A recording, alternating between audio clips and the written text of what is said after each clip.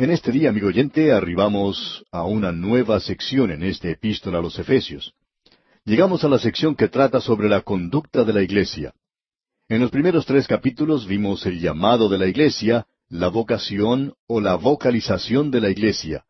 Aquí tenemos la vocación del creyente, el llamado celestial, y ahora el andar terrenal del creyente, no un andar mundano, sino un andar terreno.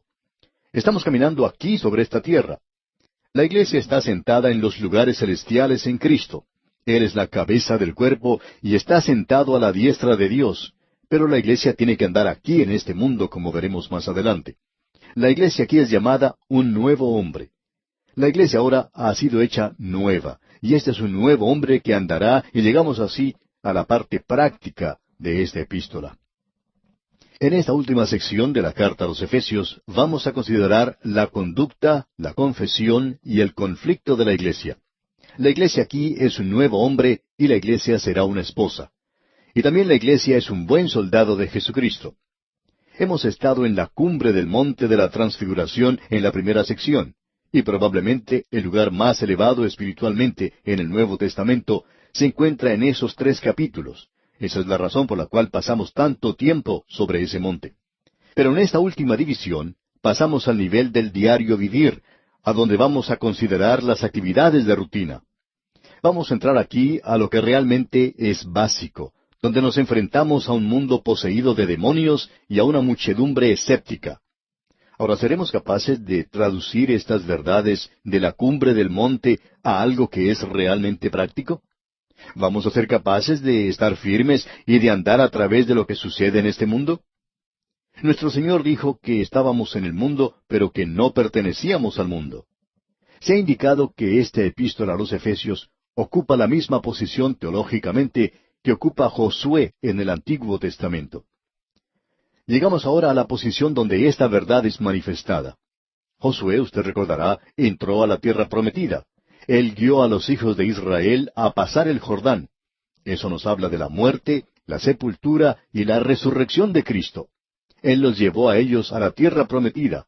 Allí es donde usted y yo vivimos en el día de hoy, o por lo menos donde deberíamos estar viviendo hoy, en el territorio de resurrección. Josué los llevó a la tierra que Dios les había prometido a Abraham, a Isaac y a Jacob, y también a Moisés. Era suya por el derecho que le daban las promesas. Pero él tenía que apropiarse de ella tomando posesión, y posesión es la principal palabra en Josué. Llegamos ahora a esta parte donde está esa palabra aquí. Antes, en los primeros 3 capítulos, era la posición. Nosotros hemos sido bendecidos con toda bendición espiritual. Dios hizo eso para nosotros. Pero, ¿estamos andando aquí nosotros en posesión de ellas? A los hijos de Israel se les había prometido esa tierra, pero para ellos era algo del futuro, porque hasta entonces ellos nunca habían podido entrar allí. Pero ahora ellos han entrado a la tierra prometida. Ellos han entrado a ese lugar para su gozo y bendición y la bendición para los demás. Aun cuando los enemigos y otros obstáculos se encontraban en su camino, Josué tuvo que vencer eso y ocupar la tierra. A Josué se le había dicho que yo os he entregado todo lugar que pisare la planta de vuestro pie.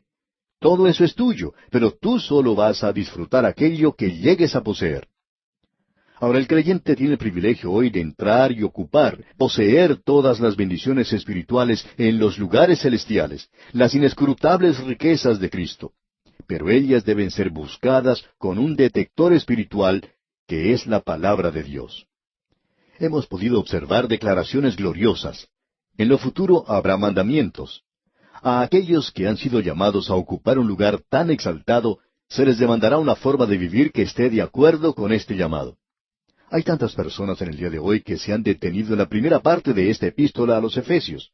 Se convierten ellos en santos superespirituales. En cierta ocasión un pastor conoció a un matrimonio que era bastante activo en la iglesia, sin embargo no eran miembros de esa iglesia. El pastor les preguntó un día, ¿por qué no se unían a la iglesia? ¿Por qué no se hacían miembros? Y ellos miraron hacia arriba y dijeron, nosotros somos miembros de la iglesia invisible. Y sus ojos parpadeaban al decir eso. Bueno, el pastor también miró hacia arriba, pero allí no vio nada de esa iglesia invisible, y por supuesto, la razón por la cual no vio nada era porque era precisamente invisible. Pero amigo oyente, nos hemos dado cuenta que muchas veces esas personas que dicen ser miembros de la iglesia invisible son realmente invisibles. Son invisibles los domingos por la noche y son invisibles los miércoles por la noche o cuando corresponda al día de oración y estudio bíblico.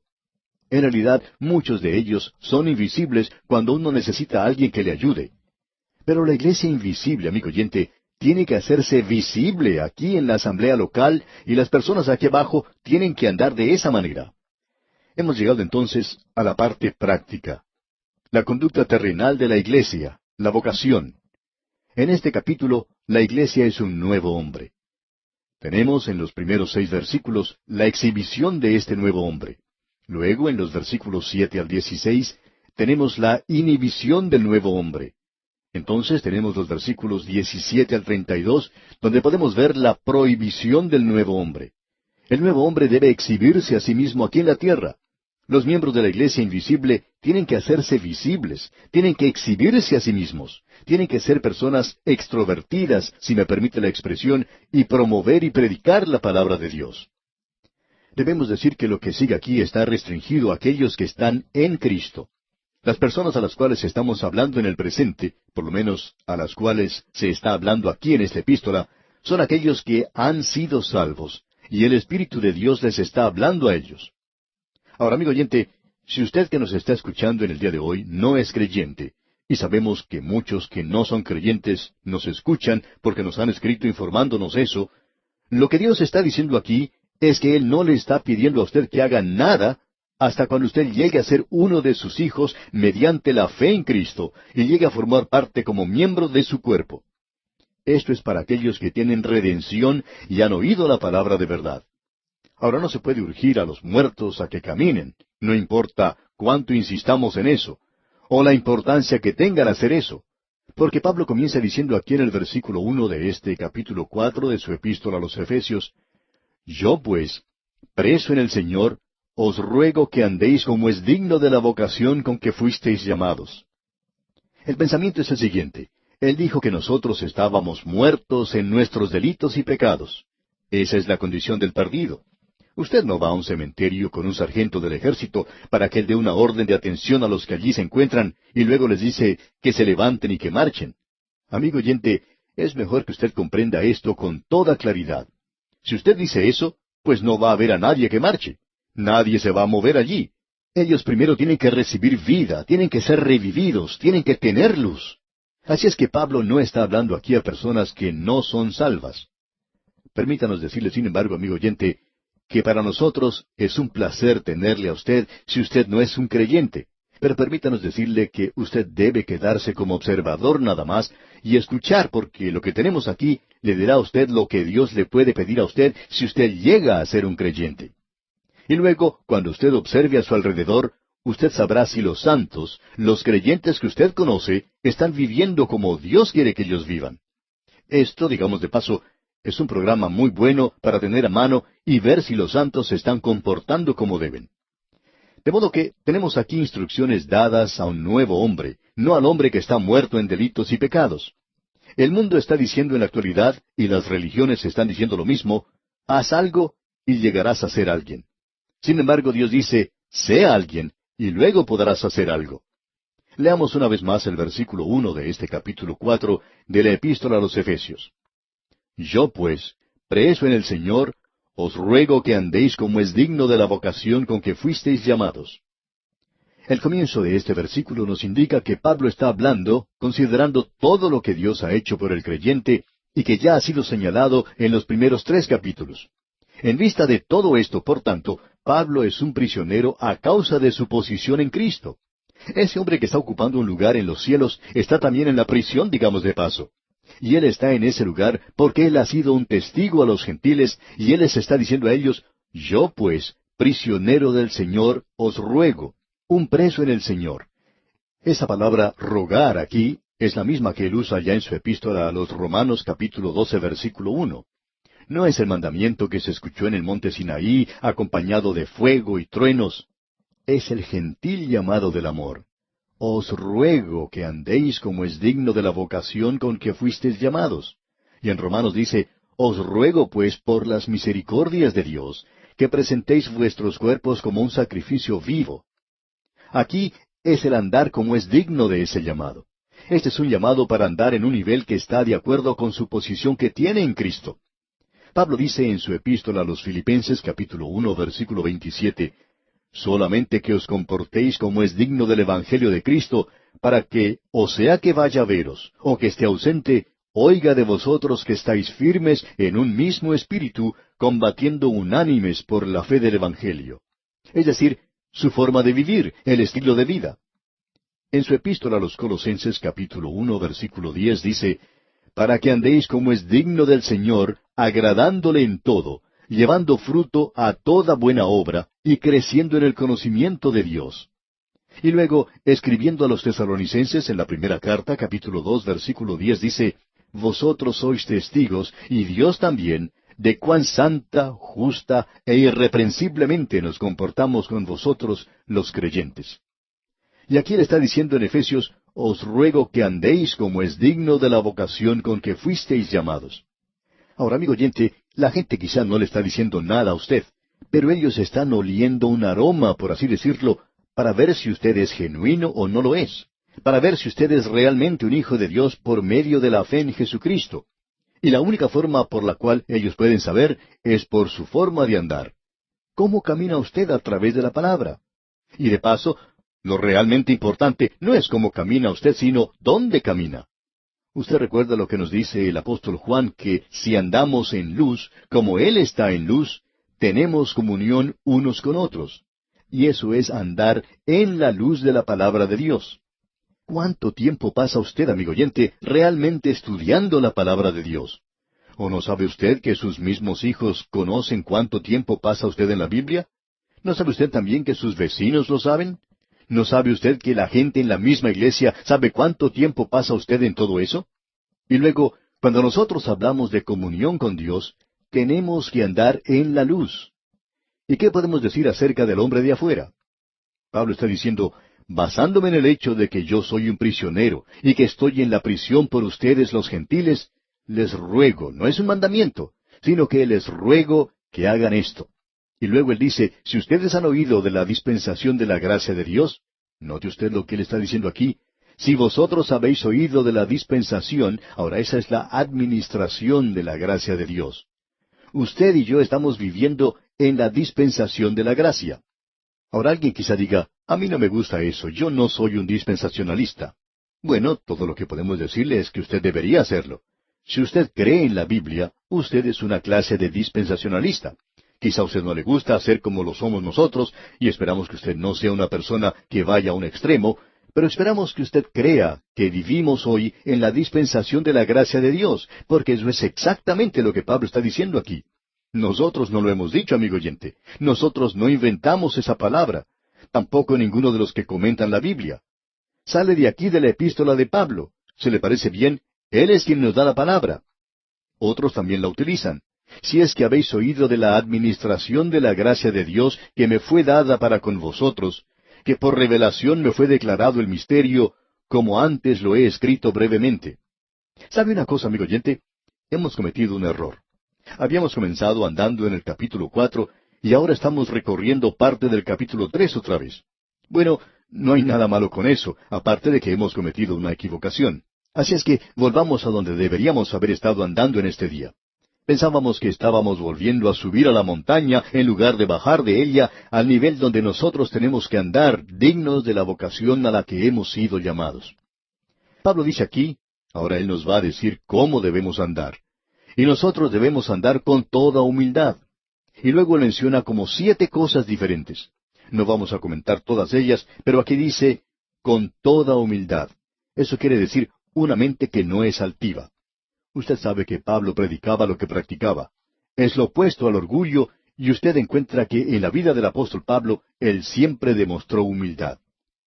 El contraste de esto lo encontramos en una historia que ya hemos mencionado en otra oportunidad. En cierta ocasión, un joven estudiante en un seminario había sido enviado a hablar a una iglesia conocida. Bien, él estaba muy orgulloso porque lo habían llamado a él para ser el ministro en esa gran iglesia. Así es que él fue a ese lugar, y debemos destacar que él nunca había tenido ninguna experiencia. Él era un joven muy inteligente en su clase y en su estudio, pero cuando se puso de pie para hablar a la audiencia, experimentó algo que nunca había conocido antes, y ese era el temor de hablar en público. Él se había olvidado de todo lo que sabía. Se había aprendido el mensaje de memoria, pero se le olvidó. Había olvidado todo. Así es que, a tropezones, él pudo finalizar algo de un mensaje. Una anciana que se encontraba en la audiencia se le acercó al terminar el servicio y le dijo, «Jovencito, yo le estaba observando en esta mañana y me gustaría decirle que si usted hubiera subido al púlpito en la forma en que descendió de él, entonces hubiera descendido de él en la forma en que subió. Él había subido con mucho orgullo, pero había descendido, amigo oyente, con humildad y mansedumbre. Así es que podemos darnos cuenta que esto es lo opuesto al orgullo. El apóstol Pablo, escribiendo a los Filipenses, dice en el capítulo 2 de esa carta, versículo 3, «Nada hagáis por contienda o por vanagloria, antes bien, con humildad, estimando cada uno a los demás como superiores a él mismo». Creemos que ese es el estandarte de todas las virtudes cristianas. Caracterizó a nuestro Señor Jesucristo. Él dijo, «Llevad mi yugo sobre vosotros y aprended de mí, que soy manso y humilde de corazón». Hay muchos creyentes en la actualidad que tienen orgullo de su raza, tienen orgullo del lugar, tienen orgullo de su rostro y en realidad hasta tienen orgullo de la gracia. Son orgullosos hasta de haber sido salvos por gracia.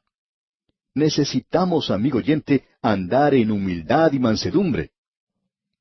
Ahora hay algo más que decir acerca de este andar en humildad. Y es este asunto de ensalzarnos a nosotros mismos. Eso fue lo que hizo Satanás. Él cometió este tremendo error. Se cuenta una historia acerca de un grupo de personas que fue a visitar el lugar donde había vivido Beethoven en Alemania. El guía los estaba llevando por diferentes habitaciones y llegaron a una donde se encontraba el piano, donde Beethoven había llegado a componer algo de su música. Al finalizar su discurso, el guía le dijo a la gente que estaba visitando si había alguno entre ellos que quisiera sentarse al piano por un momento y tocar una nota o dos. Y toda la gente que estaba allí se abalanzó sobre el piano. Cada uno quería llegar a ese lugar primero, pero solo un anciano se abstuvo de hacerlo. Después que todos habían tenido su oportunidad, el guía le preguntó a este anciano, «¿No le gustaría a usted sentarse ante el piano y tocar un poquito?»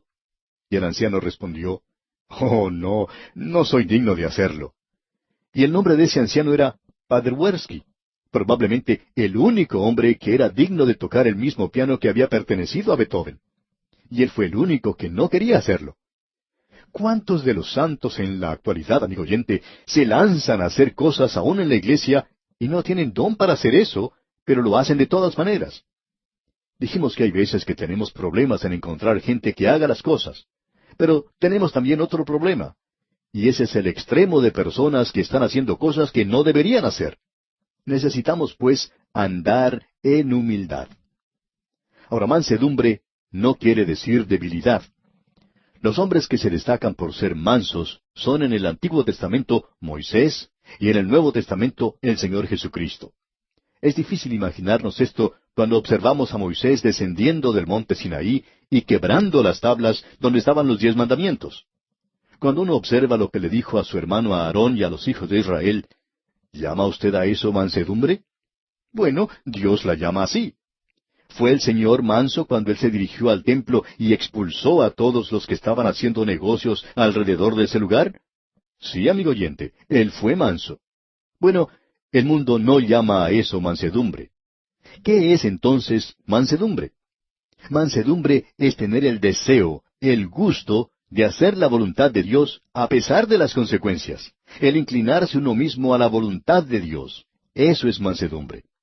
Paciencia es tener un buen temperamento. Ese es un fruto del Espíritu. Cuando estudiamos allá la primera epístola del apóstol Pablo a los Corintios, hablamos de esto. Tener paciencia quiere decir el quemar algo lentamente por un período largo de tiempo. Quiere decir que nosotros no debemos ser cortos en nuestro punto de vista. Hay algunos de nosotros que somos así. Repetimos pues que este es uno de los frutos del Espíritu. Ahora, la cuarta cosa que notamos aquí es lo siguiente: soportándoos con paciencia los unos a los otros en amor. Quiere decir, el controlarse a uno mismo en un espíritu de amor, siendo pacientes unos con otros, perdonándonos unos a otros. Luego se menciona un quinto punto, y es el de guardar la unidad del Espíritu. El Señor Jesucristo oró para que nosotros pudiéramos ser uno. El Espíritu de Dios nos ha bautizado en un cuerpo.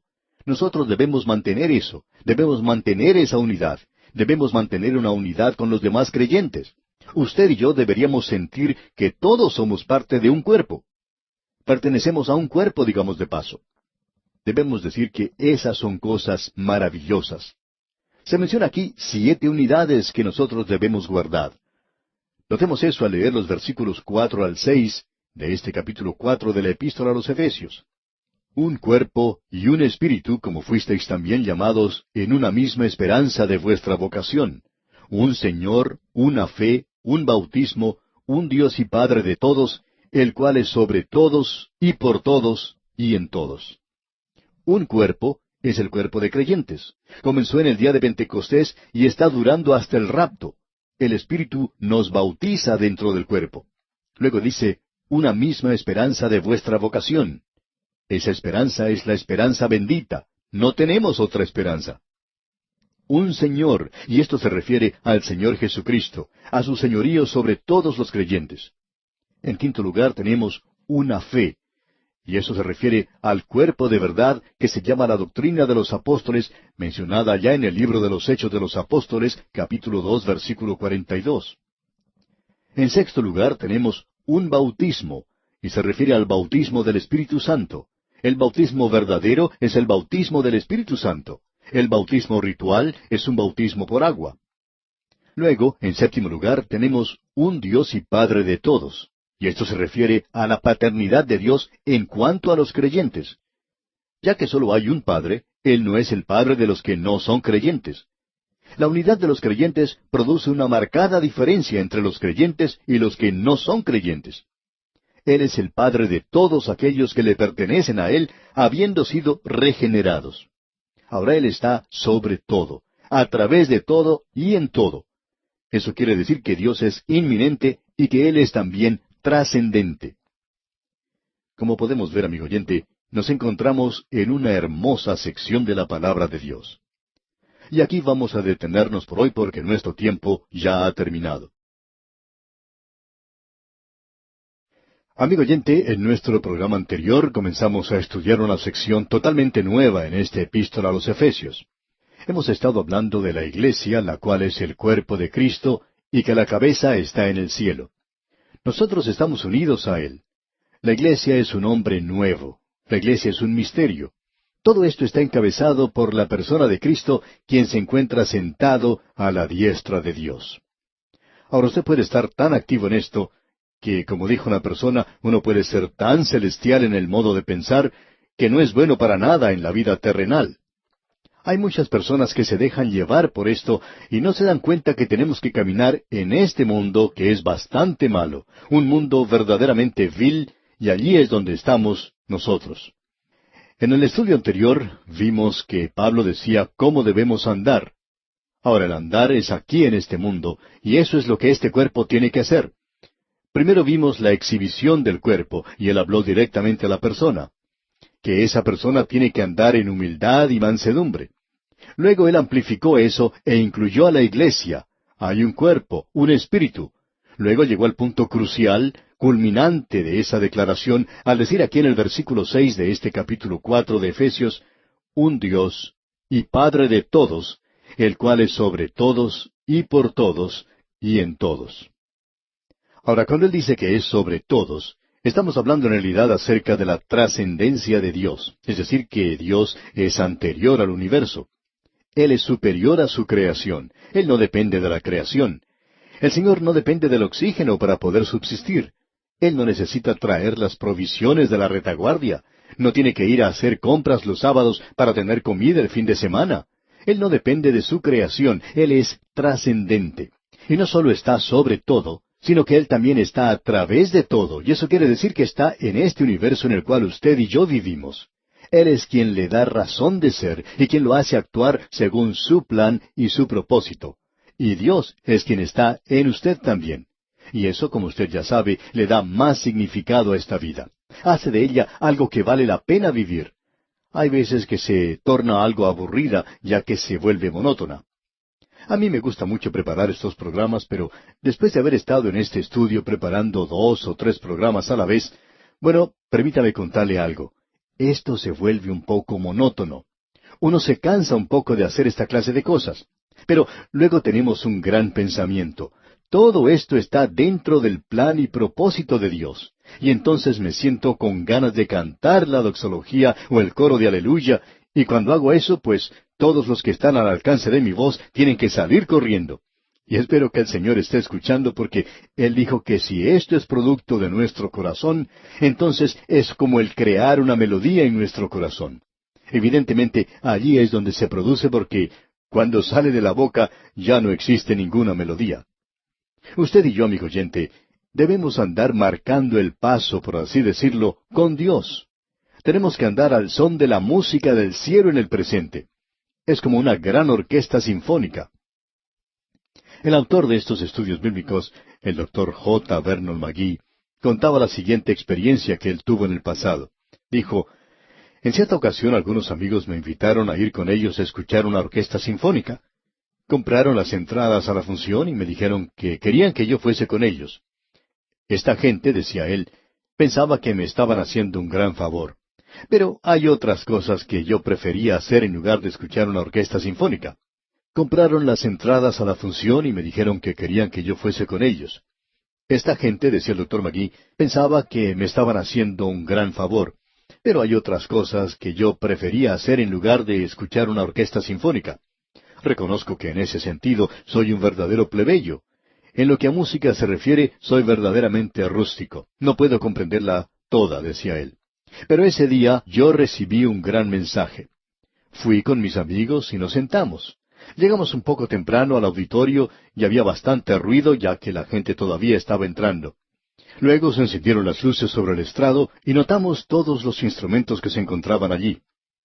Luego me pareció a mí, continuó diciendo el doctor McGee, que entraban como 100 hombres de todas partes del escenario y cada uno fue a tocar su propio instrumento. Me parecía que era su propio instrumento, aunque no sonaba como tal. Me dijeron que estaban afinando los instrumentos.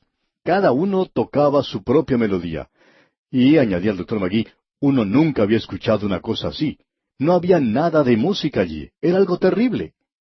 Luego, por fin terminaron de afinar esos instrumentos y se retiraron del escenario, por lo cual nosotros quedamos muy agradecidos. Y desaparecieron por alguna parte del escenario. Luego de algún tiempo se encendieron nuevamente las luces que iluminaban el escenario y los hombres volvieron a entrar. Pero esta vez parecían diferentes. Antes estaban solo en mangas de camisa, pero ahora estaban vestidos con mucha elegancia, lucían sus corbatas de lazo sobre sus camisas blancas, y todo el escenario se veía muy hermoso. Cada hombre se dirigió a su instrumento, pero ninguno de ellos se atrevió a tocarlo. Luego, un rayo de luz iluminó uno de los costados del escenario y apareció el director de la orquesta. Él hizo un saludo hacia la audiencia y la gente lo aplaudió calurosamente. Enseguida se dirigió al estrado, tomó la batuta y nuevamente se inclinó ante el público. Entonces todo el mundo aplaudió.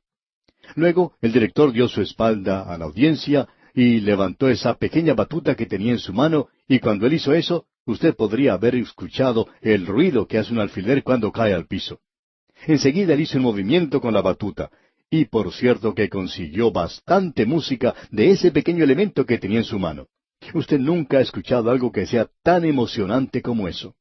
Le hace poner a uno la carne de gallina, que se le paren los pelos de punta, como se dice. Pero fue algo realmente emocionante el escuchar la primera composición que interpretaron. Y el doctor McGee concluyó diciendo, y al estar yo allí sentado, porque después de un rato eso se volvió un poquito aburrido, comencé a pensar en otras cosas. Como usted puede apreciar, amigo oyente, ese es un cuadro de este universo.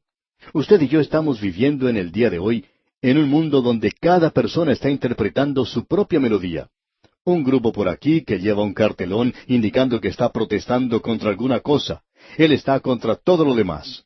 Cada uno parece estar desafinado, sin armonía con los demás. Las cosas no lucen muy bien en el día de hoy en este mundo, y uno se pregunta cuál será el resultado de todo esto.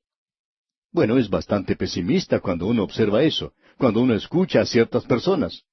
Y cuando usted observa la situación del día de hoy, bueno, permítame decirle, amigo oyente, que comprendemos por qué Simón Pedro comenzó a hundirse en el océano. Cuando usted observa las olas alrededor suyo en el día de hoy, usted piensa que es el fin. Pero, amigo oyente, uno de estos días saldrá por un costado del escenario del universo alguien que hoy está sentado a la diestra de Dios y quien es el director. A él se le llama el Rey de Reyes y el Señor de Señores. Y cuando él haga su entrada, levantará esa batuta, Cristo levantará el cetro de sus manos perforadas por los clavos de la cruz. Y cuando él haga eso, amigo oyente, todo estará bien afinado. Él es inminente y él es trascendente. ¿Qué cosa más tremenda que es esto? Él es sobre todo, a través de todo y en todo. Así es que, amigo oyente, no pierda las esperanzas. El director se está acercando y hará que todos nosotros quedemos bien afinados. Llegamos ahora a una sección en donde tenemos la inhibición del nuevo hombre. La iglesia tiene que caminar ahora como un hombre nuevo en el mundo. Antes tenía que hacer la exhibición. La iglesia tenía que ser extrovertida, testificar y ser manifestada en la vida. La iglesia también tiene inhibición, y las inhibiciones son importantes. Un niño pequeñito no tiene inhibiciones. La iglesia no tiene que ser como un niño pequeñito todo el tiempo y manifestarse a sí mismo como un bebé. Tiene que crecer y desarrollar algunas inhibiciones. Usted sabe que hay ciertas cosas que usted no dice algunas veces, pero un niño sí las dice, como le ocurrió a cierto pastor en una ocasión. Él estaba visitando a algunos miembros de la iglesia, y cuando el pastor los visita, ellos actúan muy bien, son tan santos y tan religiosos, y esta familia se sentó con el pastor a la mesa y le pidieron que él diera gracias por la comida. Un muchachito de unos 3 años estaba sentado a la mesa también con ellos. Cuando el pastor se puso a orar, el muchachito miró a su alrededor y le dice a su mamá, ¿qué fue lo que hizo? Él no tenía inhibiciones, pero parece que esa familia no oraba ni daba gracias por la comida muy a menudo. Y el pequeño, pues, no sabía eso. La iglesia ahora tiene que tener inhibiciones ya que es madura y ha crecido. Busquemos el proceso que menciona aquí el apóstol Pablo. Leamos el versículo 7 de este capítulo 4 de Efesios. Pero a cada uno de nosotros fue dada la gracia conforme a la medida del don de Cristo. Como usted puede apreciar, amigo oyente, al leer aquí, Él ha dado dones a los creyentes, y esta es una sección nuevamente que habla sobre los dones. Lo hemos observado allá en el capítulo 12 de la Epístola a los Romanos. Lo tenemos aquí en este capítulo 4 de la Carta a los Efesios, y también lo hemos visto allá en la primera Epístola a los Corintios, capítulo 12, versículos 13 y 14. Esta última es en realidad la sección más larga en cuanto a dones se refiere. Ahora él está diciendo aquí que los creyentes tienen que ser solícitos, activos para mantener la unidad del Espíritu. ¿Y cómo se puede hacer eso? Esto no quiere decir que cada uno tiene que ser una copia del otro. No es una situación en la que cada uno de nosotros tenemos que decir yo también. Cada creyente recibe un don para que él pueda actuar dentro del cuerpo de los creyentes de una forma en particular. Permítanos repetir algo que dijimos cuando estudiamos allá la primera epístola a los Corintios capítulo 12. Los dones son dados a las personas para que ellos puedan usar ese don en el cuerpo de los creyentes, porque ellos son un miembro de ese cuerpo. El apóstol Pablo dice allá en la primera epístola a los Corintios capítulo 12 versículo 7, pero a cada uno le es dada la manifestación del Espíritu para provecho. Y esto quiere decir sencillamente lo siguiente. Un don es el Espíritu haciendo algo a través del creyente. Y no lo está haciendo para la devoción privada del individuo, sino que lo está haciendo en el cuerpo de los creyentes para edificar ese cuerpo, es decir, para provecho del cuerpo. Ahora no se da un don a una persona para que se desarrolle espiritualmente. Se le da a usted el don para que funcione en el cuerpo de los creyentes, para que sirva de provecho y bendición a la iglesia. Algunas veces uno escucha a personas que dicen, nosotros no hablamos en lenguas en esta iglesia. Lo hacemos para nuestras devociones en privado. Y podemos decirle a usted categóricamente, amigo oyente, por la palabra de Dios, que usted está completamente equivocado.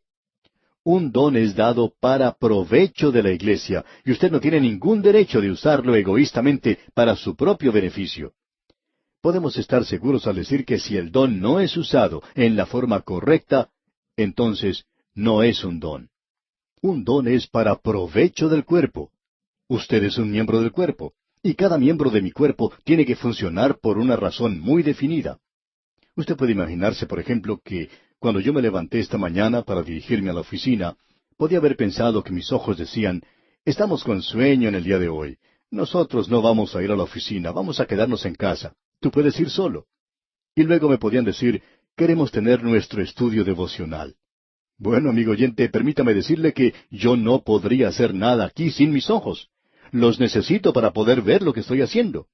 Mis piernas me trajeron aquí, mis ojos leen las páginas de la Escritura y espero que mi lengua esté cooperando un poquito. También confío que mi cerebro esté funcionando como debe. Así es que nos damos cuenta que cuando usted está usando un don es cuando le sirve de provecho a la iglesia. Y eso es lo que se nota en forma automática aquí. Cada creyente recibe un don para que él pueda actuar en el cuerpo de los creyentes de una forma en particular. Y cuando él hace eso, el cuerpo funciona. Y allí es donde se logra la unidad del Espíritu. Usted se da cuenta que junto con este don se da la gracia para usarlo en el poder y en la plenitud del Espíritu de Dios. Ahora, cada creyente, actuando en su espíritu peculiar, produce una armonía como lo hace cada miembro del cuerpo humano. Cuando un miembro de mi cuerpo sufre, Pablo dice que todos sufren. Y por lo tanto, cuando usted no actúa como debe, no ejercita su don en el cuerpo, usted hace que todos los demás queden desafinados, debemos decir de paso. Y luego dice aquí, en el versículo 8 del capítulo 4 de la Epístola a los Efesios, por lo cual dice, subiendo a lo alto, llevó cautiva la cautividad, y dio dones a los hombres. Bueno, él hizo dos cosas. Primero, llevó cautiva la cautividad. Como usted puede darse cuenta, esa es una cita tomada directamente del Salmo 68, versículo 18. Y permítame que lea este pasaje bíblico. Subiste a lo alto, cautivaste la cautividad, tomaste dones para los hombres y también para los rebeldes, para que habite entre ellos Jehová Dios. Ahora alguien va a decir quizá, pero allí hay un poco de discrepancia en cuanto a esa cita. En el Salmo dice, tomaste, y aquí en Efesios dice, y dio. Bueno, debemos decir aquí que cualquier autor tiene derecho de cambiar su propia escritura, pero ninguna otra persona puede hacerlo. Por ejemplo, si un hombre dice en un artículo, en una revista, algo de lo que escuchó que yo estaba diciendo, pero él no dice las palabras que yo utilizo, pues yo puedo protestar al editor porque él no me ha citado correctamente, para que él corrija ese error de la cita mala. Sin embargo, yo sí tengo el derecho de citar de la forma en que quiero mis propias palabras. Si veo que al cambiar el sentido de las mismas puede servir un propósito en especial. Ahora el Espíritu Santo cambia eso y lo hace con un propósito. ¿Por qué? En el libro de los Salmos, el Señor tenía dones listos en el pasado al estar sentado a la diestra de Dios. Ahora Él ha estado aquí y Cristo ha regresado en el Espíritu de Dios. Él es quien está hoy distribuyendo los dones. Entonces, Él los dio. ¿No le parece? Creemos que esto es correcto. Creemos que esto aquí es una referencia a la ascensión de Cristo. En esa ocasión, cuando Él ascendió, hizo dos cosas. Llevó cautiva la cautividad, y creemos que quiere decir que aquellos del Antiguo Testamento que habían sido redimidos, pero que aún estaban en el paraíso, fueron tomados por Cristo junto con Él, los sacó del paraíso y los llevó a la misma presencia de Dios. Porque se nos dice hoy en día que cuando uno muere no va al paraíso, dice ausentes en el cuerpo y presentes con el Señor. Se nos dice que Él hizo algo más. Dio dones a los hombres. Y eso quiere decir que Él confirió dones a los creyentes viviendo en la iglesia para que ellos fueran testigos al mundo. Usted se da cuenta que en su ascensión Él hizo dos cosas. Él llevó a esos santos del Antiguo Testamento a la presencia de Dios. Y luego Él dio dones a los creyentes en el día de Pentecostés. Vino el Espíritu Santo y los bautizó a ellos dentro del cuerpo de los creyentes, pero Él los colocó a ellos en cierto lugar para que actuaran como miembros del cuerpo, y ha estado haciendo eso desde entonces. Ahora, en los versículos 9 y 10 de este capítulo 4 de la Epístola a los Efesios, leemos, «Y esto de que subió, ¿qué es sino que también había descendido primero a las partes más bajas de la tierra? El que descendió es el mismo que también subió por encima de todos los cielos para llenarlo todo». Creemos que una explicación lógica de esto es la siguiente. Ya que Cristo ascendió, Él tenía que haber descendido en una oportunidad anterior. Algunos opinan que esto se refiere solamente a la encarnación. Por ejemplo, los patriarcas de la iglesia primitiva veían aquí la obra de Cristo tomando a los santos del Antiguo Testamento que estaban en el paraíso y llevándolos al trono de Dios. Ahora no es necesario pensar que Él entró en alguna clase de sufrimiento después de la muerte. Por ejemplo, se nos dice que Él descendió a los infiernos. Bien, ¿qué es lo que quiere decir eso? Bueno, Él descendió al lugar donde estaban los muertos, y su encarnación y muerte fueron su humillación y descenso. Eso era suficiente o adecuado para llevar a los redimidos del Antiguo Testamento a la presencia de Dios. Creemos que es eso lo que tenemos aquí en este pasaje, y reconocemos que hay otras interpretaciones. Luego tenemos en el versículo 11 de este capítulo 4 de la Epístola a los Efesios lo siguiente: Y Él mismo constituyó a unos apóstoles, a otros profetas, a otros evangelistas, a otros pastores y maestros. Ahora quisiéramos que usted note la diferencia que existe en este pasaje. Estos no son dones que Él está dando a los hombres, aun cuando Él ha hecho eso. Lo que Él está diciendo aquí es que tomó a estos hombres que tenían ciertos dones y que Él los da a la iglesia. ¿Con qué propósito? Bueno, leamos los versículos 12 y 13. A fin de perfeccionar a los santos para la obra del ministerio, para la edificación del cuerpo de Cristo, hasta que todos lleguemos a la unidad de la fe y del conocimiento del Hijo de Dios, a un varón perfecto, a la medida de la estatura de la plenitud de Cristo. Ahora quizá esto parezca algo egoísta, y esperamos que no sea así. Pero ¿cuál es el propósito de la iglesia en el mundo? Es el de completarse a sí misma, para que pueda seguir creciendo. El Señor Jesucristo mismo es quien ha dado los dones. Él es quien, al haber dado esos dones, es el único que tiene esa autoridad. Él dio a algunos que tenían el don de un apóstol. Estos son dados ahora a la iglesia. ¿Con qué propósito? Bueno, para que el apóstol sea, como dijo Pablo, apóstol no de hombres, ni por hombre, sino por Jesucristo y por Dios el Padre, que lo resucitó de los muertos. Pues yo ni lo recibí ni lo aprendí de hombre alguno, sino por revelación de Jesucristo. Ahora este cargo, por virtud de su propia naturaleza, ha desaparecido ahora por mucho tiempo de la iglesia. Los profetas aquí, creemos nosotros, son usados de la misma manera en que son usados en otra parte de la epístola. No son profetas del Nuevo Testamento. Creemos que lo que quiere decir aquí es que son predicadores. Estos hombres recibieron, de la misma manera de los apóstoles, un discernimiento particular de las doctrinas de la fe, y ellos estaban bajo la influencia e inspiración directa del Espíritu Santo que los distinguía a ellos, creemos, de los maestros del día de hoy, aunque ellos eran predicadores en su día. Ahora, los evangelistas en ese entonces no eran lo que nosotros pensamos en cuanto a evangelistas. Ellos eran misioneros que viajaban. Pablo fue un evangelista en ese sentido. Él se dirigía a territorios nuevos. Allí no había ningún comité u organización alguna para organizar una campaña para él. Permítanos decirle, amigo oyente, que él hizo todo por sí mismo, junto con el Espíritu de Dios que iba delante de él. La palabra pastores, bueno, se explica a sí misma. Maestros eran aquellos que instruían a la congregación. Ahora estos hombres con dones eran dados a la iglesia para que ésta llegara a su madurez, perfeccionando, ministrando y edificando. Ese era el propósito de estos dones. Bien, y aquí vamos a detenernos por hoy, ya que nuestro tiempo ha terminado. Retornaremos, sin embargo, en nuestro próximo programa para continuar este estudio de la epístola del apóstol Pablo a los Efesios.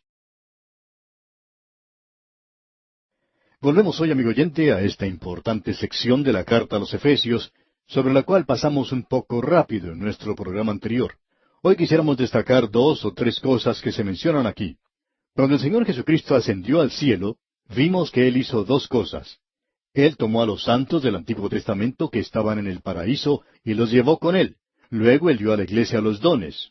A la iglesia de aquí en la tierra, a los miembros de la iglesia. Todos estos recibieron un don. Luego Él tomó a algunos de estos hombres que habían recibido esos dones y los puso en ciertas iglesias. O podríamos decir que Él los entregó a la iglesia. Ellos son los apóstoles y son los profetas también.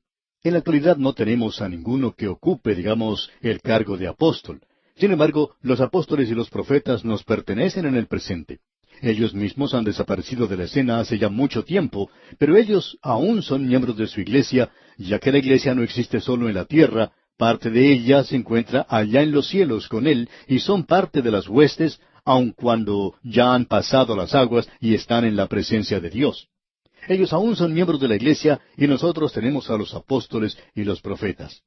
Podemos notar que en la actualidad, ahora mismo, estamos estudiando la epístola a los Efesios.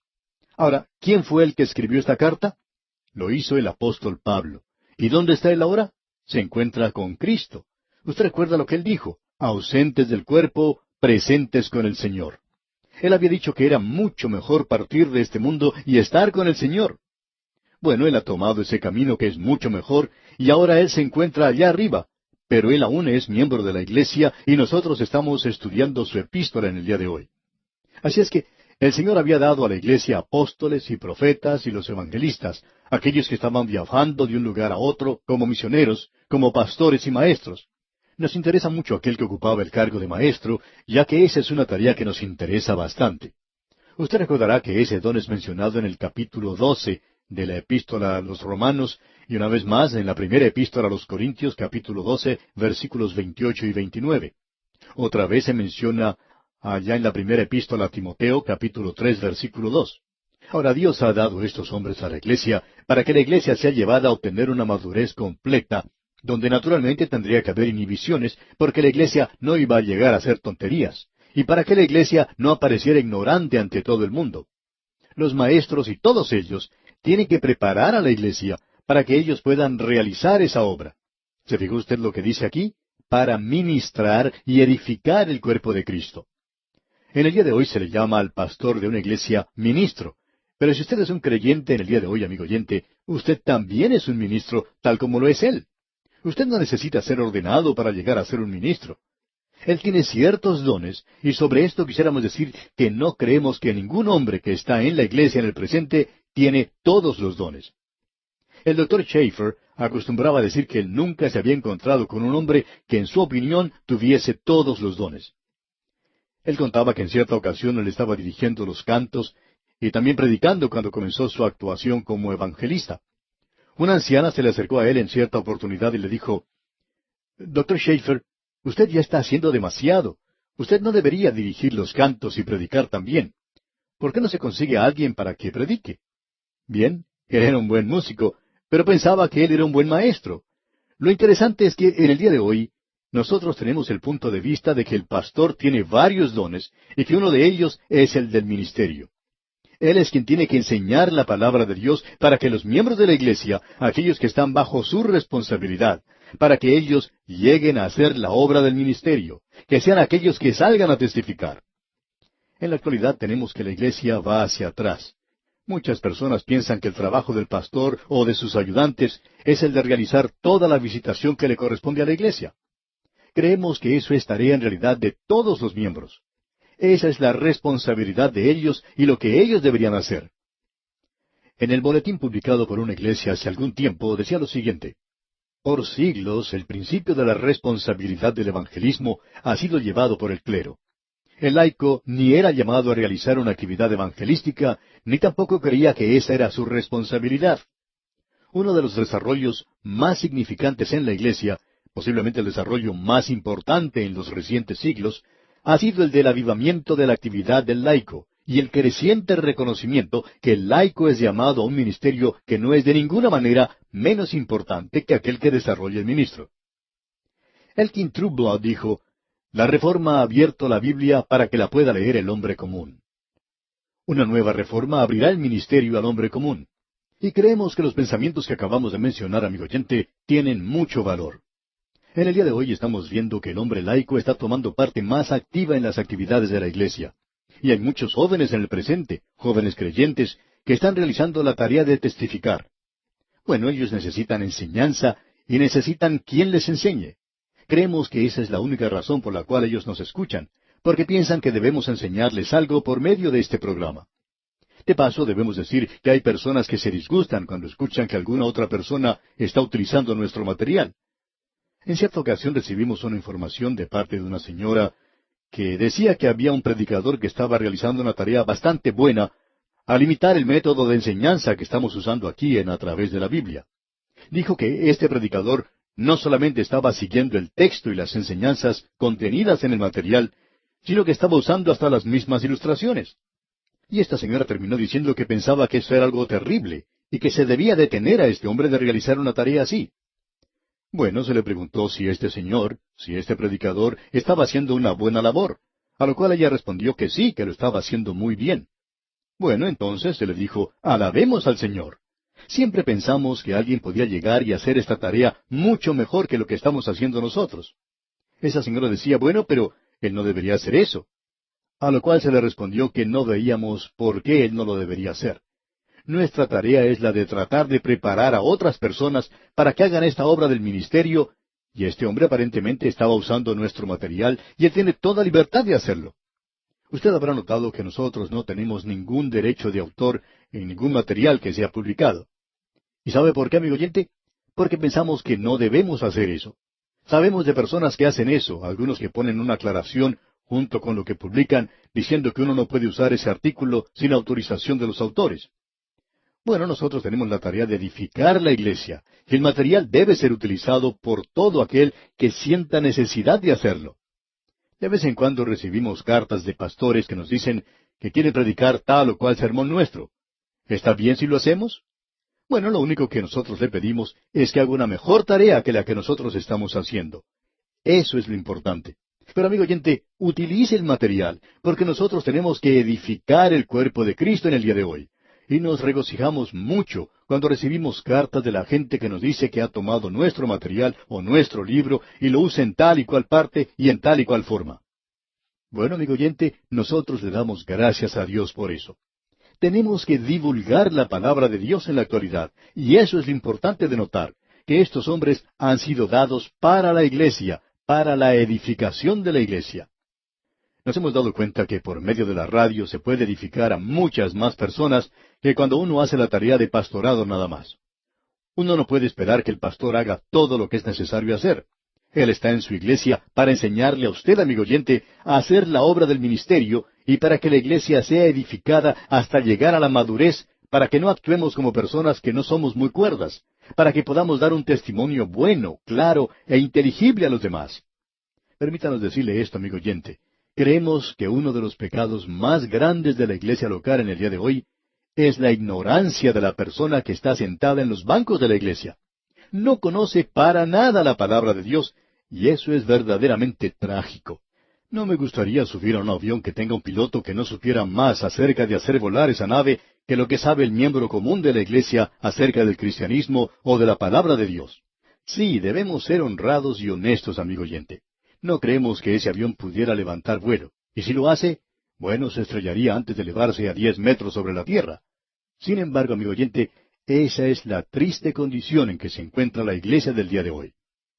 Esa es otra razón por la cual nosotros estamos convencidos que debemos hablar la palabra de Dios en el presente. Eso es algo muy importante. Esperamos que usted nos perdone por entrar en tantos detalles en cuanto a eso. Pero sigamos adelante. Ahora, en la primera parte del versículo 14 de este capítulo 4 de la carta a los Efesios leemos, para que ya no seamos niños fluctuantes, llevados por doquiera de todo viento de doctrina.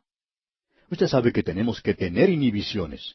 No debemos ir de un lado para otro como niñitos llorando por cualquier cosa. Usted recuerda que eso fue lo que hizo Pablo en el libro de Corintios. Él les dijo a los creyentes de Corinto que ellos eran carnales, que ellos eran como niños en Cristo y que era una desgracia. Leamos ahora lo que dicen los versículos 14 al 16 de este capítulo 4 de la Epístola a los Efesios. Para que ya no seamos niños fluctuantes, llevados por doquiera de todo viento de doctrina, por estratagema de hombres que para engañar emplean con astucia las artimañas del error, sino que siguiendo la verdad en amor, crezcamos en todo en aquel que es la cabeza, esto es Cristo, de quien todo el cuerpo, bien concertado y unido entre sí por todas las coyunturas que se ayudan mutuamente, según la actividad propia de cada miembro, recibe su crecimiento para ir edificándose en amor. El propósito de Cristo de dar a la iglesia hombres con diferentes dones es el de desarrollar a los creyentes de la niñez a una madurez completa. Esos hombres llegan a ser, por tanto, pediatras. Usted sabe que hay dos clases de médicos. Uno de ellos es el que se encarga de cuidar a la madre cuando da a luz un bebé. Este es el médico que se tiene que levantar a la 1 de la mañana, por lo general, para realizar esta tarea, y como es de esperarse, se pierde toda la noche haciendo eso. Pero cuando nace el bebé, entonces él entrega ese niño al médico de los niños, y esa es la persona que se tiene que encargar de cambiar sus pañales y darle de comer y todo eso. Y podemos decir que nosotros somos pediatras en nuestro ministerio. Nuestra tarea no es la obstetricia, sino que nosotros nos encargamos de alimentar al recién nacido, al nuevo bebé en Cristo, y pensamos que hay muchos de nosotros que han sido llamados a hacer esta labor. Aquí en este párrafo que hemos leído, tenemos una mezcla de metáforas. Notemos lo que dice. Pablo demuestra vivamente el peligro del creyente que continúa como un niño, es decir, sin crecimiento en Cristo. A los niños nunca se les da a comandar una nave en la mar, por ejemplo. Es lo mismo que ser piloto de un avión. Usted no va a poner a un niño a cargo de una tarea como esa. Hay algunos pequeños que son muy inteligentes, es cierto, pero no creemos que sean lo suficientemente inteligentes y capaces como para realizar una tarea de esa naturaleza. Y los niños, si fueren puestos a cargo de una nave, pues la nave sería llevada de un lado para otro sin ninguna dirección por toda la extensión de la mar. Y el resultado, bueno, sería un desastre, usted lo sabe. Ellos se desanimarían y se enfermarían, perderían su camino. Este es un cuadro terrible de la posible suerte o destino del Hijo de Dios. Pero luego la forma de expresarse cambia nuevamente. Estos niñitos son vistos como en un antro de juegos donde se encuentran truhanes que los quieran envolver con todo sistema de error y equivocación. Sin embargo, en contraste, el creyente debe seguir la verdad en amor. Es decir, que debe amarla, vivirla y hablar de ella. Cristo es la verdad, y el creyente debe navegar su pequeño barco de la vida con Cristo como su brújula, y ésta siempre debe señalar hacia Cristo. El cuerpo no solo recibe órdenes de la cabeza, sino que necesita alimento espiritual. Esto produce una armonía, es decir, donde cada miembro funciona en su lugar. Entonces recibe el aprovisionamiento espiritual procedente de la cabeza. El cuerpo tiene una dinámica interna por la cual se renueva a sí mismo. De la misma manera, el cuerpo espiritual debe renovarse a sí mismo en amor. Hemos tenido la exhibición del nuevo hombre, la inhibición del nuevo hombre, y ahora llegamos a la prohibición del nuevo hombre. Hay un lado negativo en la vida del creyente, y creemos que esto es importante de notar de nuestra parte. No creemos que se le da demasiado énfasis a esto. Hablamos mucho acerca de la nueva moralidad, que no es otra cosa sino pecado. Hay libertad en Cristo, pero esto no nos da derecho para pecar de ninguna manera. Y aquí tenemos el lado negativo. Así es que vamos a notar ahora algunas prohibiciones. Y hablando honradamente, debemos decir que no encontramos en ninguna parte donde se nos diga que la mujer no deba usar maquillaje. Ahora no queremos exagerar este punto, pero sí quisiéramos decir que hay algunos grupos de personas que juzgan a muchas mujeres por la cantidad de maquillaje que usan. Algunas de estas jovencitas se aparecen a veces con su cabello revuelto y sin ningún maquillaje, y en realidad parecen autómatas. En cierta ocasión, unas jovencitas preguntaron a su pastor si la mujer debería usar o no maquillaje. Y el pastor respondió con toda calma, «Bueno, debo decirles una cosa. Algunas de ustedes lucirían mucho mejor con maquillaje».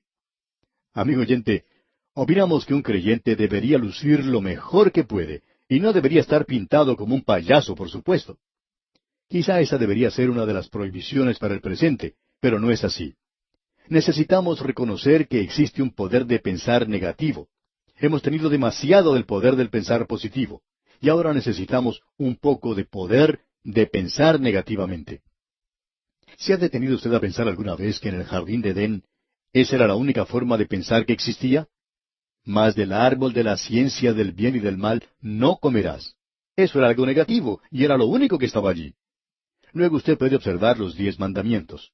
Todos eran muy negativos, pero muy buenos también. Y aquí tenemos algo de este pensar negativo, la prohibición para el nuevo hombre. Leamos lo que dicen los versículos 17 al 19 de este capítulo 4 de la Epístola a los Efesios. «Esto pues digo y requiero en el Señor, que ya no andéis como los otros gentiles, que andan en la vanidad de su mente, teniendo el entendimiento entenebrecido, ajenos de la vida de Dios por la ignorancia que en ellos hay, por la dureza de su corazón, los cuales, después que perdieron toda sensibilidad, se entregaron a la lascivia para cometer con avidez toda clase de impureza». Pablo regresa en esta oportunidad al aspecto práctico del caminar del creyente. Escuche lo que él dice. Pablo había presentado este tema en los primeros 3 versículos, pero luego él fue desviado un poco al darnos las instrucciones sobre el tema de la unidad de la iglesia. Ahora él nos da un cuadro de la vida de los gentiles y la vida de los creyentes de Éfeso antes de la conversión.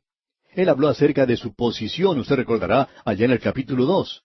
En aquel tiempo estabais sin Cristo, alejados de la ciudadanía de Israel y ajenos a los pactos de la promesa, sin esperanza y sin Dios en el mundo. O sea que ellos estaban viviendo en el pecado. Y este es el cuadro. Esto nos describe gráficamente al hombre perdido en el día de hoy, es decir, lo que él hace. Hay 4 aspectos del andar de los gentiles que ilustran la futilidad absoluta y el propósito loco de la vida del hombre perdido. Usted debe andar en la unidad de la mente. Y Pablo está diciendo aquí algo que nosotros debemos notar, que no deben andar como los otros gentiles, que andan en la vanidad de su mente. La vanidad de su mente quiere decir la ilusión vacía de una vida que piensa que hay satisfacción en el pecado. Hay tantos que están actuando de esta manera. Nos da pena oír de tantos jóvenes que se han vuelto hacia esa nueva moralidad. Cierta joven dijo una vez que había tenido 2 abortos. Había asesinado a 2 bebés y aún no era casada. ¿Qué vida esta? Esa no es vida, es algo terrible. Y los gentiles andaban de esa manera, gente perdida. Andan en la vanidad de su mente. Una ilusión vacía de la vida. Piensan ellos que es fantástico el poder beber cócteles. En cierta ocasión una mujer informó que había llegado a ser alcohólica. Había comenzado a escuchar este programa a través de la Biblia y que se hallaba librando una dura batalla para ser librada del alcohol. Ha aceptado a Cristo de la mejor manera que pudo, pero no puede dejar la botella de lado. Y esa mujer dice, cuán trágico es poder pensar que yo creía que era sofisticada y una persona inteligente muy al día bebiendo cócteles. Sin embargo, qué trágico es todo esto. Ahora, la segunda cosa que menciona Pablo es la siguiente: teniendo el conocimiento entenebrecido. El hombre perdido, amigo oyente, no tiene la percepción de los valores morales, y eso es exactamente lo que es la nueva moralidad, que no se tiene percepción de ella. Luego tenemos el tercer punto: ajenos de la vida de Dios por la ignorancia que en ellos hay. ¿Qué cuadro este de la humanidad en el día de hoy? Cree que está viviendo bien. Algunas personas se van a un club nocturno y gastan una cantidad exorbitante de dinero y dicen que para divertirse. Esa es una diversión bastante cara, y uno tiene que gastar su dinero de esa manera y hacer todas esas cosas para divertirse. Si usted hace eso, está ajeno de la vida de Dios por la ignorancia que existe en usted y ciertamente muerto en delitos y pecados. Y ahora aquí tenemos la cuarta declaración. Leamos el versículo 19. Los cuales, después que perdieron toda sensibilidad, se entregaron a la lascivia para cometer con avidez toda clase de impureza. El continuar en este estado de ineptitud moral los lleva a lugares donde ya no tienen ningún reconocimiento ni sentimiento de estar haciendo algo malo. Y hay muchas personas como estas en el presente. Son completamente insensibles, tienen su conciencia cauterizada. El resultado de esta condición es el hundirse más y más en la inmoralidad, la lascivia, y este es un círculo vicioso que finalmente los llevará a buscar pecados aún más bajos. Si usted se divierte mucho en el día de hoy, mañana tendrá que buscar divertirse mucho más, o de otra manera, pues no va a quedar satisfecho. El significado de todo esto es el de desear las cosas más bajas de la inmoralidad. Los hombres que están en el pecado nunca quedan satisfechos con el pecado. Se abandonan al pecado. Eso es lo que quiere decir ese versículo allá en la epístola a los Romanos, donde Pablo está hablando acerca del pecado del hombre. Dice Pablo, por lo cual también Dios los entregó a la inmundicia. Usted puede llegar a ese lugar, amigo oyente, donde usted llega a ser un pecador abandonado. Ahora los versículos 20 y 21 de este capítulo 4 de la epístola a los Efesios dice, mas vosotros no habéis aprendido así a Cristo, si en verdad le habéis oído y habéis sido por él enseñados conforme a la verdad que está en Jesús. Amigo oyente, si usted no está escuchando a Jesús, entonces Él no es su Salvador. Él es el pastor, y Él nos dice que sus ovejas escuchan su voz. Y si usted no ha escuchado la voz de Cristo, amigo oyente, entonces usted no puede ser su oveja, como bien nos podemos dar cuenta. Bueno, este es el cuadro que hemos visto de los gentiles. Aquí tenemos algo que mencionar. ¿Qué es lo que pueden hacer ellos? Bueno, ellos tienen que escuchar a Cristo, tienen que escucharle a Él. las otras ovejas no van a escuchar su voz. Cuando una persona que no es salva nos escribe y nos dice que no está de acuerdo con nosotros, tenemos que responder, bueno, esperamos por cierto que usted no esté de acuerdo con nosotros. Ese es el cuadro completo, amigo oyente. Eso es lo que nosotros necesitamos reconocer, que la persona salva mira a Cristo como su pastor, permite que Él le guíe, escucha lo que Él tiene que decir. Y Cristo es un ejemplo también. No es que nosotros podamos imitarle a Él, porque eso es imposible. Pero ciertamente Él ha sido el pionero que pasó por el portal de la muerte por nosotros y que cuando anduvo aquí en este mundo nos dejó un ejemplo. No hay ninguna razón para que los creyentes estén en las tinieblas en el día de hoy. Ahora Pablo dice en los versículos 22 al 24 de este capítulo 4, en cuanto a la pasada manera de vivir, despojaos del viejo hombre que está viciado conforme a los deseos engañosos, y renovaos en el espíritu de vuestra mente, y vestíos del nuevo hombre, creado según Dios en la justicia y santidad de la verdad. Esto es como quitarse un vestido viejo y ponerse uno nuevo. Usted y yo tenemos una naturaleza vieja. Nosotros no debemos usar esa vestimenta, amigo oyente. Nosotros no debemos vivir en la vieja naturaleza. Debemos vestirnos con el nuevo hombre y debemos vivir en el poder del nuevo hombre. De eso es lo que Pablo habla en el capítulo 6 de su epístola a los Romanos. Y luego él continúa diciéndonos aquí lo que debemos quitarnos y lo que debemos ponernos. Y luego comienza a identificarlo. No tenemos tiempo de mirar a lo que hizo el hombre viejo y las cosas que el Hijo de Dios no puede hacer. Pero concluiremos, Dios mediante, en nuestro próximo programa. Por hoy nos detenemos aquí, pero retornaremos en la continuación de este estudio y le sugerimos leer la última parte de este capítulo 4 de la carta del apóstol Pablo a los Efesios. Amigo oyente, en estos días estamos observando a la iglesia en su andar por este mundo. Estamos observando al creyente en forma individual, cuando él camina a través de este mundo del presente. En nuestro estudio anterior observamos los versículos 22 al 24 de este capítulo 4 que estamos estudiando, donde Pablo está diciendo, en cuanto a la pasada manera de vivir, despojaos del viejo hombre. Y continúa diciendo que debemos vestirnos del nuevo hombre. Es algo parecido a la vestidura que utilizamos. Nos quitamos lo viejo y nos ponemos lo nuevo. ¿No es verdad que nosotros llamamos también a ciertas vestiduras un hábito? Bueno, tenemos un hábito para andar, uno para caminar, tenemos otro para ir a cazar, para jugar ciertos deportes, así es que tenemos diferentes hábitos. El Hijo de Dios, pues, debe vestirse como con una vestimenta, con el nuevo hombre. Lo que en realidad quiere decir esto aquí es que no se puede hacer por medio de un esfuerzo propio. Después de todo, un niño en Cristo no puede vestirse a sí mismo. Nos hemos dado cuenta ya que un niño tiene que pasar mucho tiempo antes de ser capaz de vestirse a sí mismo, y cuando comienza a hacerlo, todavía no lo hace muy bien. Nosotros nunca llegamos al lugar donde podamos hacer eso. Ahora, el viejo hombre ha sido crucificado en la muerte de Cristo, según nos dice el apóstol Pablo en su epístola a los Romanos. En vista de esta verdad, entonces ellos debían quitarse el viejo hombre con el poder que les da el Espíritu Santo. Ahora, esto no quiere decir, amigo oyente, que ellos eliminaban a la carne.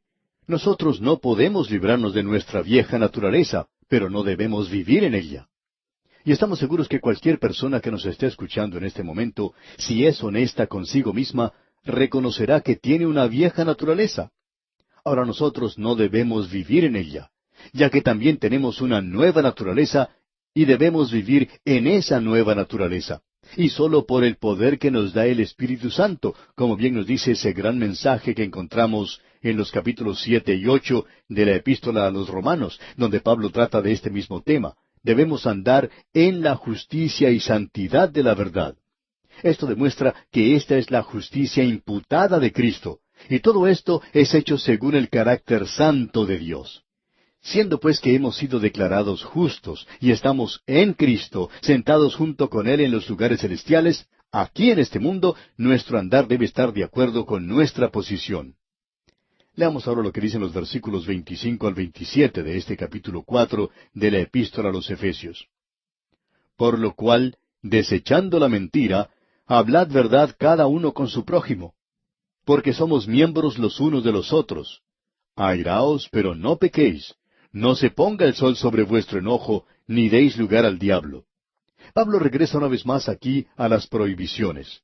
Él había comenzado allá en el versículo 17, donde se le dice al creyente que no tiene que caminar en la misma manera en que andaban los gentiles. Estos mandamientos continúan a través de lo que queda de esta epístola. Estas son las prohibiciones, este es el poder del pensar negativo. Ahora él debe hablar la verdad, y él está hablando la verdad. ¿Por qué? Porque tiene que dejar de lado la mentira. Y cuando el viejo hombre fue quitado en la crucifixión de Cristo, la lengua mentirosa y el corazón engañoso fueron colocados sobre esa cruz. Esa es la razón por la cual Él tuvo que morir por nosotros. Era porque usted y yo, amigo oyente, somos mentirosos. Usted recuerda, amigo oyente, lo que dijo David. Y dije en mi apresuramiento, todo hombre es mentiroso. El doctor W. J. Carroll dijo hace tiempo, David había dicho, todos los hombres son mentirosos. Y también dijo, en mi apresuramiento. Y el doctor Carroll dijo, yo estaba pensando por mucho tiempo en cuanto a esto, y aún así estoy de acuerdo con David. Bueno, hablando la verdad, como podemos ver, se resuelve la mayoría de los problemas en la iglesia corriente. En realidad, no vale la pena tratar de arreglar o corregir todas las mentiras que uno escucha en la iglesia. Uno escucha la mentira y trata de seguirla, de investigarla, y luego uno se da cuenta, amigo oyente, que dedica demasiado tiempo a hacer eso. Ahora, ya que los creyentes son miembros de un solo cuerpo, tendrían que estar hablando la verdad. Aquí tenemos algo que dijo Crisóstomo, y esta es una analogía un poco ridícula, pero ciertamente ilustra la verdad. Esto es lo que dijo Crisóstomo, que el ojo no le mienta al pie, ni que el pie le mienta al ojo. Si en el camino uno se encuentra con un hoyo profundo, que está cubierto superficialmente con paja, y que le parezca al ojo que es tierra firme, para estar seguro, ¿no utilizaría el ojo al pie para comprobar que allá abajo no hay un vacío? ¿O si está firme y puede resistir? ¿Dirá el pie una mentira? ¿O dirá la verdad tal cual es? ¿Y qué si el ojo observara una serpiente o a una bestia salvaje? ¿Le dirá alguna mentira al pie? No, por cierto que no, amigo oyente. Es como ese hombre que en cierta ocasión dijo que había visto un fantasma en la noche. Bueno, el ojo le había dicho a él que había visto algo, y él le dijo a sus pies, pies, ¿para qué los quiero? No me molesten, estoy listo para correr. Así es que él pudo salir, sus pies no le fracasaron, porque no se engañan unos a otros. El ojo no va a engañar al pie, ni tampoco el pie al ojo. Pues bien, en la iglesia debe haber honradez y verdad. Luego Pablo dice, airaos, pero no pequéis. Este mandamiento del creyente es para cuando se enoje con ciertas condiciones y con ciertas personas. Algunos piensan que los creyentes son personas que son dulces bajo todas las circunstancias y condiciones. Y amigo oyente, escuche cuidadosamente lo que vamos a decir. Ningún creyente, repito, ningún creyente puede ser neutral en la batalla de la verdad. Nosotros debemos odiar la mentira y la lengua chismosa. Y cuando escuchamos eso en otro creyente, debemos odiar eso. Pero cuidado, debemos odiar eso, pero no debemos odiar ni estar iracundos con la persona, con un aborrecimiento innato, o como lo llama Pedro, con malicia. Él dice que la malicia es algo que no debería formar parte de la vida del creyente, es algo que debemos evitar. Desechando, pues, toda malicia, todo engaño, hipocresía, envidias y todas las detracciones, desead como niños recién nacidos la leche espiritual no adulterada. La malicia, como alguien dijo, es enojo congelado. No se puede dejar de lado. Hay gran cantidad de personas que tienen cierto problema. Ellos odian a ciertas personas. Eso es algo que ellos no pueden abandonar. Son personas que dicen, no puedo perdonar. Bueno, deberíamos estar dispuestos a perdonar y a olvidar si la otra persona está lista a abandonar sus mentiras. Uno puede encontrar en la palabra de Dios que ésta tiene mucho que decir acerca de este tema. Hay quienes piensan que nosotros debemos ser débiles en cuanto a eso. Usted recuerda que cuando el Señor Jesucristo en cierta ocasión estaba en el templo, allí se encontraba un hombre con la mano seca. Pusieron a este hombre ante él para ver lo que el Señor iba a hacer. Recuerde lo que él dice allá en el Evangelio según San Marcos, capítulo 3, versículo 5. Allí leemos, entonces, mirándolos alrededor con enojo, entristecido por la dureza de sus corazones, dijo al hombre, extiende tu mano. Y él la extendió, y la mano le fue restaurada sana. Note usted que él estaba enojado por lo que estaba ocurriendo. Amigo oyente, se nos dice que Dios está enojado todo el día con los malvados. Pero en el momento en que ellos abandonan eso y se vuelven hacia Él, Él los salva. Esa tiene que ser nuestra actitud, digamos de paso, la actitud de todo creyente. Nosotros como creyentes no podemos colocarnos en una situación en la cual aparezcamos como neutrales. Nos encontramos en el presente en una gran batalla, como podemos apreciar en esta gran epístola que tenemos ante nosotros. Ahora, los versículos 28 y 29 de este capítulo 4 de la epístola a los Efesios dicen: El que hurtaba, no hurte más, sino trabaje, haciendo con sus manos lo que es bueno, para que tenga que compartir con el que padece necesidad. Ninguna palabra corrompida salga de vuestra boca, sino la que sea buena para la necesaria edificación, a fin de dar gracia a los oyentes. El hombre, por su naturaleza pecaminosa, es un ladrón y es mentiroso. Es algo natural el ser de esa forma. Es como aquel hombre creyente que cuenta que cuando era muchacho, acostumbraba a salir con un grupo de muchachos bastante malos. Claro que él decía que él era el mejor de ese grupo, pero acostumbraban a robar fruta de su vecino. Quizá el vecino les hubiera dado la fruta si ellos la hubieran pedido, pero parecía que tenía mejor sabor para ellos cuando la robaban. Ese grupo, pues, acostumbraba a andar por el vecindario robando toda clase de fruta, o sea que, por naturaleza, eran ladrones. Años más tarde, este hombre se convirtió y llegó a ser un hijo de Dios. En cierta ocasión, cuando se dirigía a visitar a un amigo, pasó por una huerta donde había varios árboles frutales, y de nuevo sintió esa tentación de entrar y coger una de esas frutas. Y llegó hasta detenerse y se dijo: voy a tomar una de esas frutas. Y cuando ya se disponía a hacerlo, de pronto se detuvo y se dijo a sí mismo: pero, ¿por qué mejor no voy y le pido al dueño que me dé una? De seguro que él me dará una. Así es que prosiguió su camino y fue a ver al dueño de la huerta, y luego que estuvo conversando con él le contó de su experiencia. El dueño se rió y luego contestó: ¿sabe una cosa? Si usted hubiera entrado a robarme una fruta, yo podría haberle disparado un tiro. Ya he tenido a muchas personas que han entrado a robarme la fruta. Por supuesto, eso me cuesta mucho dinero. Como usted ve, amigo oyente, tenemos eso en nuestros corazones. Somos por naturaleza de esa manera. Y Pablo está diciendo aquí que no debemos robar más, aun cuando algunas veces eso parezca algo que esté bien hecho. Tampoco debemos enriquecernos para satisfacer nuestros propios fines, pero debemos ayudar a los demás con aquello que sea sobreabundante. En el día de hoy existen obras cristianas que se demoran y se marchitan por la falta de dinero. ¿Por qué? Porque muchos de los hijos de Dios no están dando como deberían hacerlo. Eso es muy evidente. Luego Pablo menciona aquí una forma de hablar perversa. Quiere decir aquí una forma de hablar que es corrompida, putrefacta. Una lengua sin control en la boca de un creyente es la indicación de una vida corrupta. Hay ciertos creyentes que cuentan una historia dudosa o fuera de tono y revelan un corazón lleno de maldad. Porque usted ya sabe que lo que se encuentra en el corazón llegará a aparecer en la boca. La conversación del creyente debe ser en un plano muy elevado de instrucción y el de comunicar ánimo a los demás creyentes. Usted puede divertirse y gozar de la vida. El buen humor es algo correcto, pero debemos mantenernos alejados de aquello que es sucio y pecaminoso en el día de hoy. Luego Pablo sigue adelante en este capítulo y considera algo que nosotros debemos tratar y es algo maravilloso. Dice aquí en el versículo 30, y no contristéis al Espíritu Santo de Dios, con el cual fuisteis sellados para el día de la redención. El día de la redención es aquel día en que el Espíritu Santo lo presentará a usted al Señor Jesucristo. El Espíritu Santo aquí es una persona que puede ser contristada. Ahora, ¿qué es lo que contrista al Espíritu?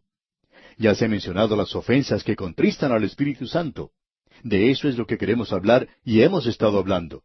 Cuando usted como creyente miente, eso contrista al Espíritu Santo. Cuando usted tiene malos pensamientos, eso contrista al Espíritu Santo. Y cuando una persona es contristada, ¿qué es lo que sucede? Bueno, ya no hay comunión. Él no puede obrar en su vida. Pero notemos lo que dice aquí el versículo 30. Y no contristéis al Espíritu Santo de Dios, con el cual fuisteis sellados para el día de la redención. Ahora usted puede contristar al Espíritu Santo, pero usted no puede contristarlo de tal manera que Él se aparte totalmente de usted, porque usted ha sido sellado hasta el día de la redención. ¡Qué maravilloso es todo esto!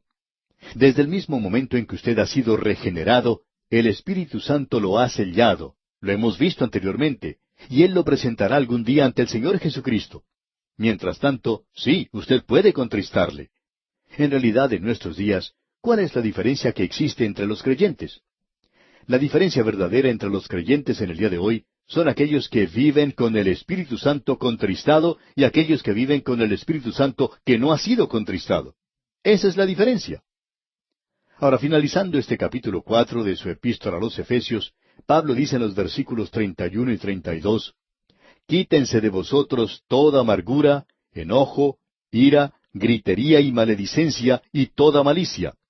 Antes sed benignos unos con otros, misericordiosos, perdonándoos unos a otros, como Dios también os perdonó a vosotros en Cristo».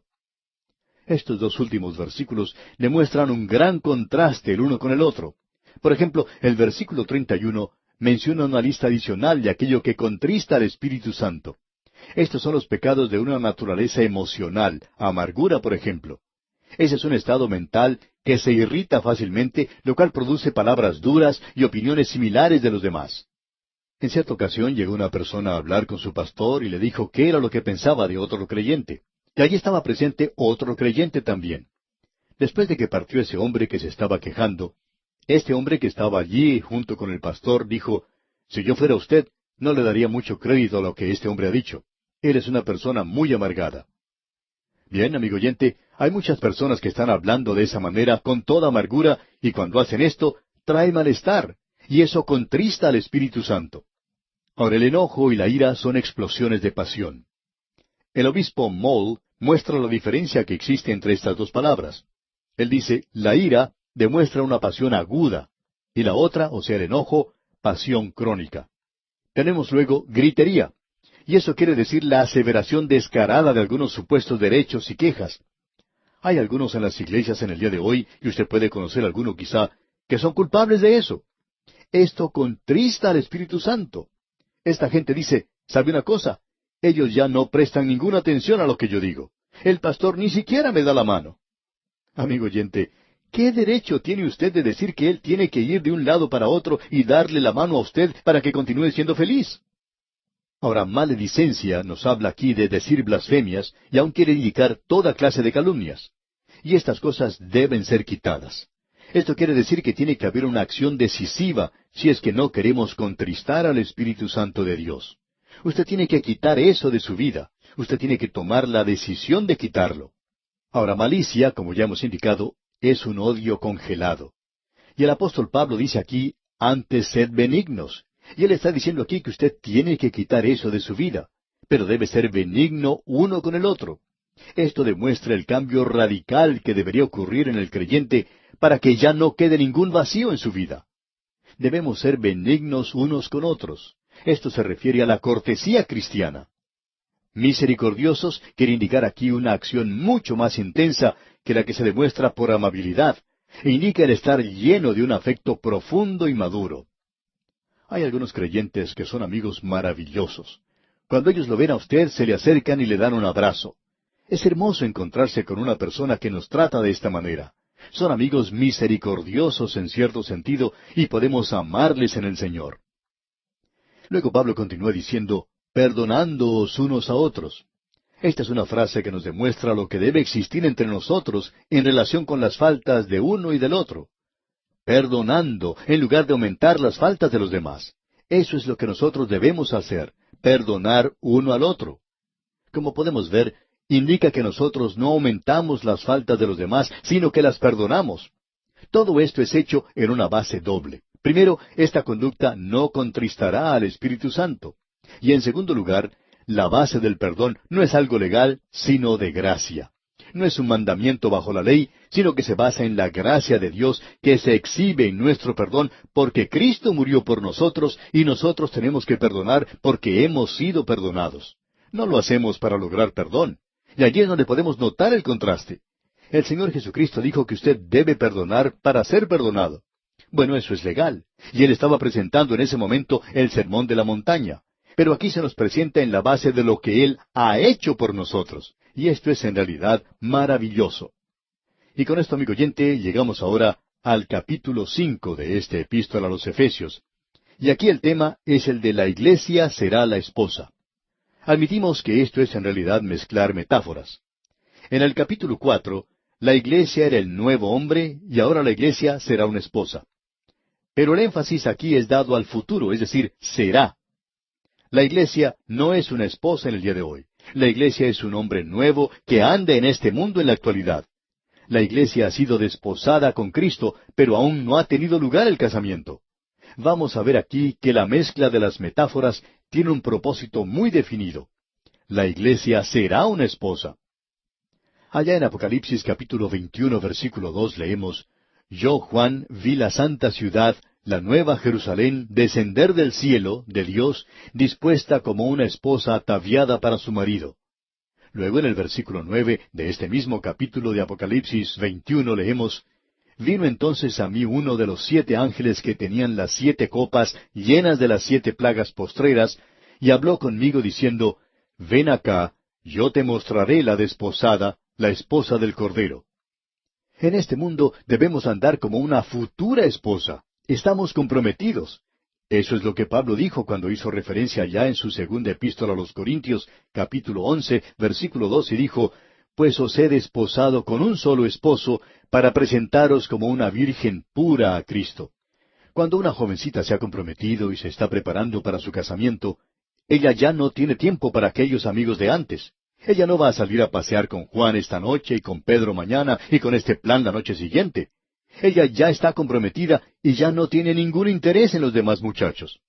¿Y cómo podemos nosotros estar comprometidos con Cristo y vivir como vive el mundo? Nosotros vamos a ser presentados ante Él algún día. Vamos a vivir con Él a través de toda la eternidad, y Él será nuestro Señor y Maestro. Amigo oyente, usted no puede vivir por el mundo de esa manera. En el capítulo 5 tenemos las siguientes divisiones. El compromiso de la iglesia en los versículos 1 al 17.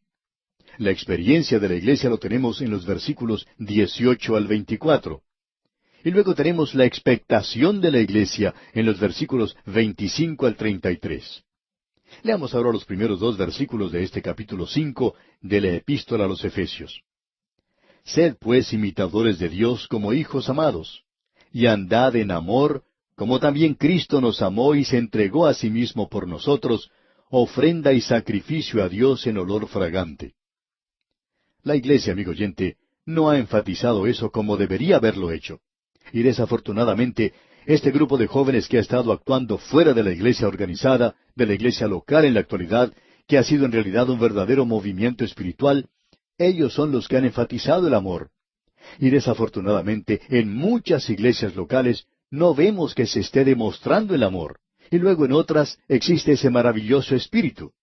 Cuando visitamos algunas iglesias, podemos notar qué maravilloso espíritu de amor que ellos sienten unos por otros cuando se reúnen en comunión. Cómo permanecen juntos al finalizar el servicio para poder conversar unos con otros. Debemos decir aquí, amigo oyente, que aún estamos hablando acerca del andar del creyente. Ahora está comprometido.